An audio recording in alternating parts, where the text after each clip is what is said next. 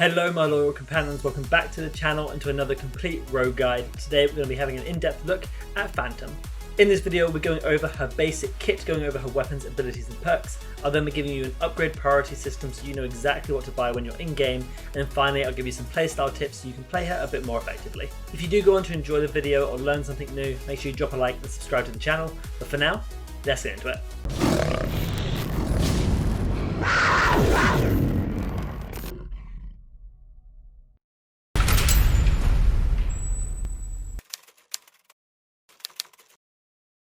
So currently Phantom is the only sniper within the game, which makes her a very popular pick, particularly when you first get into the game. People coming from first-person shooters love the sniper, they love things like Valorant sniping and things like that, so Phantom is a very popular pick, although her usefulness doesn't necessarily translate to that. She is incredible at getting picks for your team, getting that one-shot headshot, and being able to give you a lot of momentum for your team to push forward off a really well-timed snipe. However, if you cannot hit that snipe, she does become a bit of a problem. Phantom is not the kind of rogue I recommend for new players. Even if you have great gun skill, you might want to learn the basics of the game, the maps, the lines of sight, the movement, the third-person peek, before you learn how to use the sniper accurately. But hopefully some of my tips will help you become a bit of a better Phantom as we go through this guide. But for now, let's go into her passive. Her passive is called Grievous Wounds, and what this does is that when Phantom damages an enemy, she reduces or delays their health regeneration longer than it normally would. Normally it's a standard 5 seconds, but when you damage someone with Phantom, it's 7 seconds. This can be kind of useful because it allows your team to get a bit more momentum to push something, but is not overall a game-breaking mechanic. Her main ability is called Nano Smoke, and what this does is when you activate it, you equip yourself with a smoke grenade, you throw it down, and like a normal smoke grenade, it disperses into purple smoke, and when enemies walk into that smoke, they are revealed unless they have cloaked. This is a great piece of innate kit and can be used in multiple different circumstances that I'll go on to at the end of the guide. Now that we'll go on to Phantom's weapons, which are really the exciting part. The first weapon we're going to talk about is the sniper, the LR-15 full body, and this is the only sniper within the game. It's bolt action, and there is no weapon sway, there is no flinch when you're hit. It's just line that crosshair up with the target's head, fire, and get the down. As you upgrade this at tier 1, you increase the magazine size from a base 4, which is not very good, up to 6. At tier 2, you increase the scope speed and reduce its recoil, meaning it's better for the sort of quick scope moments and flicking between targets. And then at tier 3, you nullify the damage fall off, meaning that you do the same damage across all ranges. Normally there is a damage reduction after 70 meters, but when you get this upgrade, there isn't anymore. Generally though, this isn't super useful. You're not normally hitting targets above 70 meters. There's only a few lines of sight in the game that are that long, so generally this isn't worth upgrading, but we'll get onto that in the upgrade priority. Her other weapon is the less favourable weapon, and this is the DMR, the Aaron L212. It's actually a really good DMR in terms of time to kill, but is a scoped weapon similar to the sniper, which is also scoped, but it's just not the best weapon for many circumstances. Normally you play Phantom for the sniper, so the Aaron kind of falls off. But as you upgrade this to tier 1, you increase the magazine size from 15 to 20, and you improve its reload speed slightly. At tier 2, you reduce the recoil, and at tier 3, you again nullify that damage fall off, which is actually better on this weapon because the standard range drop off is at 35 meters. But if you can nullify that, then you can use the same damage throughout every range. Going then onto her secondary weapons, her pistol is the P12K, which is a silenced pistol with pretty good fire rate and decent damage. It's actually a pretty strong pistol if you're able to hit your shots. As you upgrade this to tier 1, you increase the hip fire accuracy and reduce the reticle bloom, and at tier 2, you increase the magazine size from 7 to 12, which is quite necessary with this gun, given the fire rate that it has. You kind of need those 12 bullets to be able to hit multiple people. The other secondary weapon is the throwing axe, and of course this is your fast throwing melee weapon. As you upgrade it to tier 1, you increase its throw speed, and at tier 2, you increase the throw damage from 100 to 150.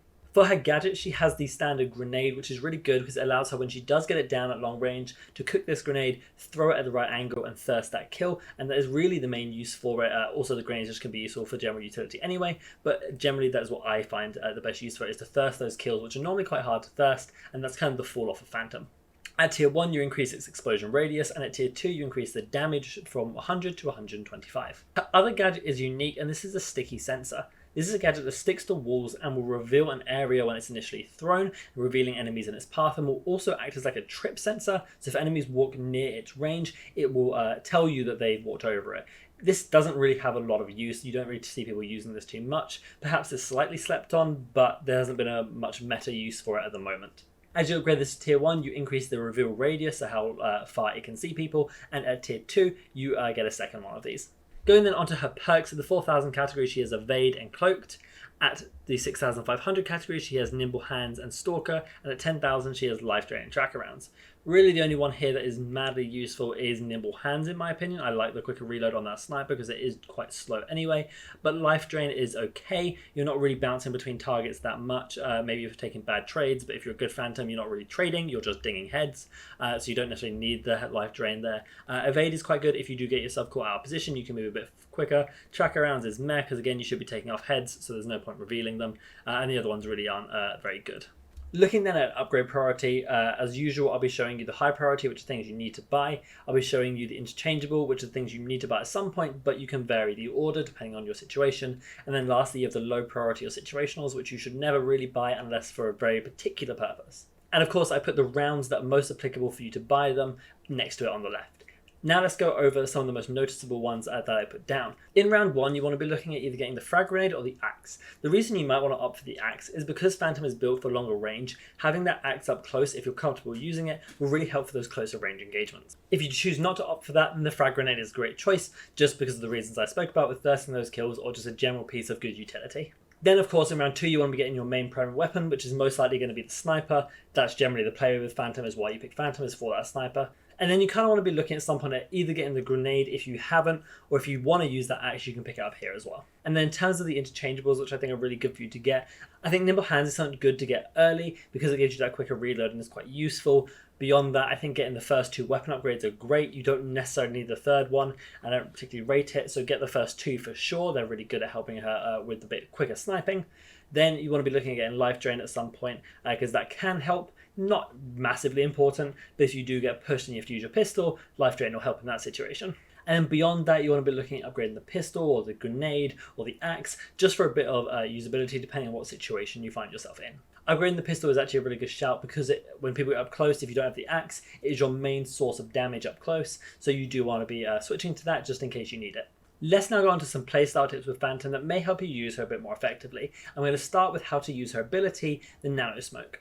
So the Nano Smoke is a bit of a weird ability. It is a great smoke grenade that can reveal enemies within inside it, and you kind of want to be using it the same way you would use any other smoke grenade to block off lines of sight that you don't necessarily want the enemies to be able to shoot you from. Generally for you it's closer lines of sight because you excel at the longer ranges, so blocking off some sort of entrance that could be on your flank might be a good use, and you want to be trying to maximize the reveal nature of it as well.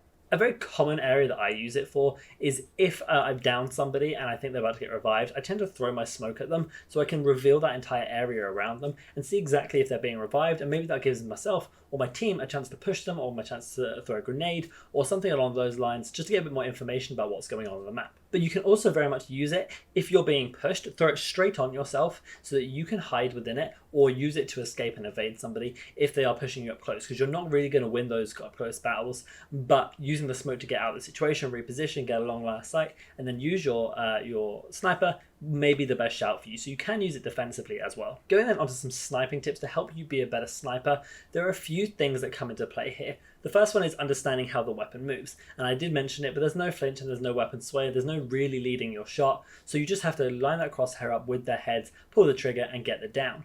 It's really quite simple to use the sniper, it's really forgiving, it's probably one of the easiest snipers I've used in any game, so just be playing around it in that situation. Once you understand the general shot and you get a feel for your shot, you can then start moving a bit quicker, and this is what I would recommend, is moving from target to target, trying to get those shots quicker, get them off quicker, and just sort of move with a bit more fluidity.